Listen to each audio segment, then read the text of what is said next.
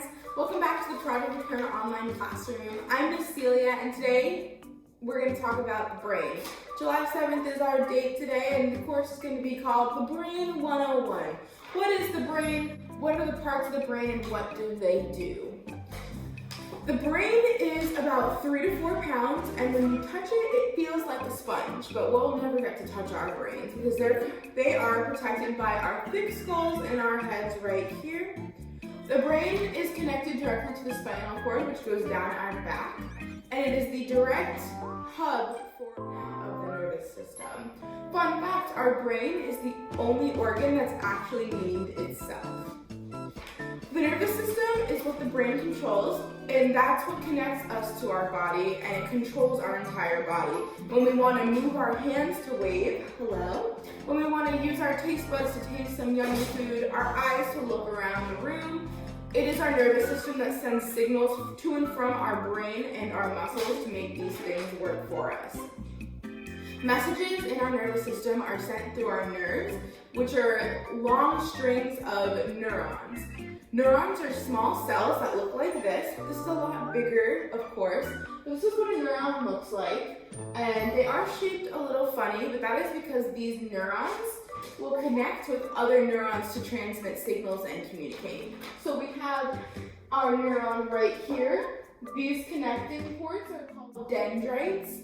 And dendrites will connect to the axon terminals of other cells, of other neurons, to transmit information. So information will come in this way, travel through, and then leave through the dendrites to connect to another neuron.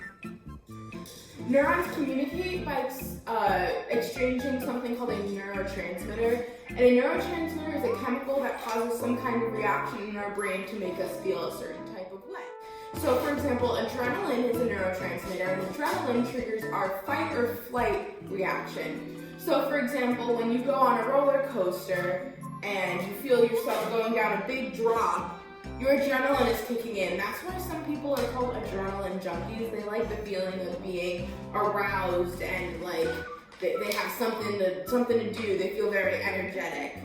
Another example would be dopamine. Dopamine is the neurotransmitter that makes us feel pleasure, makes us feel happy.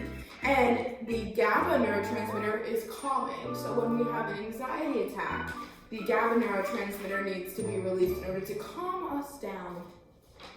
The incorrect balance of neurotransmitters can lead to a few mental health disorders and a lot of physical health disorders as well. That's why we say that there is a physical basis for a lot of mental health disorders. For example, if we have too much dopamine produced, it can cause us to hallucinate, auditory or visual hallucinations, and it can induce psychosis.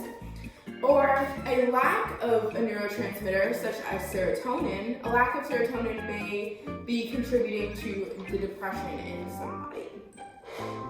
For the anatomy of our brain is split into 2 lobes straight down the middle, and each of those are split into 4 sections around our brain. So this is the crosshatch of our brain right here. In the very front, we have our frontal lobe, which is right around our forehead area up here. And our frontal lobe is responsible for voluntary movement and motor function. Not to be confused with reflexes. Reflexes are controlled by a different part of the brain. Voluntary movement and motor function is when I want to raise my hand like this. That's my frontal lobe at work. It's also responsible for concentration, judgment, emotional responses, and personality. And also, it has a very small little area right about here that's called the Broca's area. And Broca's area is responsible for language creation. So that's what my Broca's area right here is what's allowing me to talk and communicate with you guys. Next, we have our temporal lobe, which is located right here, right around our ears area. And the temporal lobe is responsible for auditory perception. So when we hear, when we listen, that information is processed in our temporal lobes right here. That's also where our memories are stored, and that's also where we learn to associate sensory information with memories.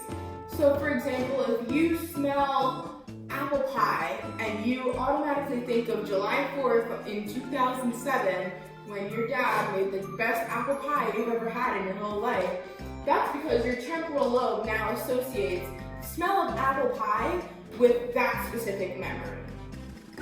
Next, we have our parietal lobe, which is all at the top of the head, right around here. And our parietal lobe processes other sensory information that includes how we interpret taste, textures and touch, and temperatures. So if we touch a hot stove, our fingers know to pull away. Ow, it's hot, right? That's because our parietal lobe up here helps us to understand that the feeling of heat is hot and dangerous and we need to remove our hands.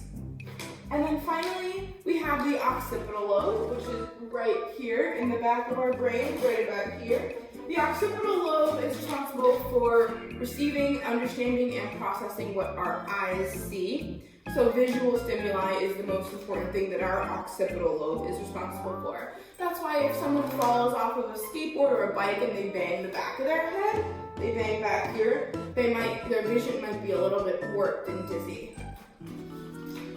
Alright guys, that's my 101 course on the brain. I hope you guys enjoyed. If you have any questions or anything that you think I need to cover in our next brain video, please go ahead and let me know, and I look forward to seeing your responses. Have a fantastic day. Thanks. Bye guys.